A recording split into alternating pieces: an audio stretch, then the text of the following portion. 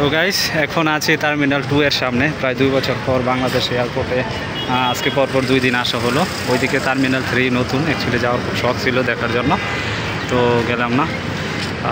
এদিকে terminal 1, terminal 2। তো actually আমি গত একদিন আগে অ্যাকচুয়ালি 4 তারিখে আমি সন্ধ্যার দিকে আসছি, দুপুরের পরে নামছি ফ্লাইট, বাট সন্ধ্যার সময় বাসায় গেছি। তো এখন আমি মানে চায়না দিয়ে যখন হয়ে আসতেছিলাম তখন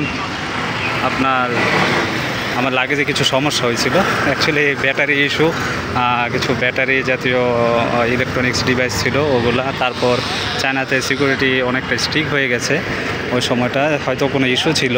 তো আমাদের কয়েকজন লোকের লাগেজ রেখে দিয়েছে, বলছে পরবর্তীতে পরের ফ্লাইটে পাঠিয়ে দেবে আর কি, সমস্যা না। বাট লাগেজ ওয়েট সংক্রান্ত ইস্যু আছে, হয়তো ফ্লাইটে আপনার ওয়েট একটু বেশি হয়ে গেছিলো, তো এই জন্য অ্যাকচুয়ালি রাখা হয়েছিল।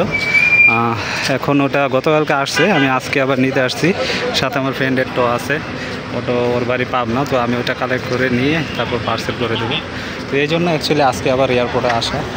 আজকে ঈদের আগের দিন, তো ঈদের আগের দিনে এয়ারপোর্টে আসছি, যানজট ছিল না, নাই বললেই চলে। আমি খুবই সুন্দরভাবে আসছি নারায়ণগঞ্জ থেকে, খুবই তাড়াতাড়ি, অ্যাকচুয়ালি ঘন্টাখানেকের 1 ঘন্টা প্লাস সামথিং হবে আমি আসছি। তো এখন আছি টার্মিনাল 2 এর সামনে। আমি একটু বাইরে হাঁটাচলা করতেছি, খুবই রোদ। অ্যাকচুয়ালি যারা আপনারা আমার ভিডিও দেখেন তারা অবশ্য জানে না, খুবই ঠান্ডার মধ্যে থেকে এখন গরমের মধ্যে আছি। তো আমার কাছে খুবই মানে অন্যরকম লাগতেছে। খাবার দাবার খেলাম এখানে রেস্টুরেন্টে, বার্গার টার্গার খেলাম। এখন কি খেলাম আসলে বলতে পারতেছি না, বাট হ্যাঁ কোনো রকম চলে গেছে।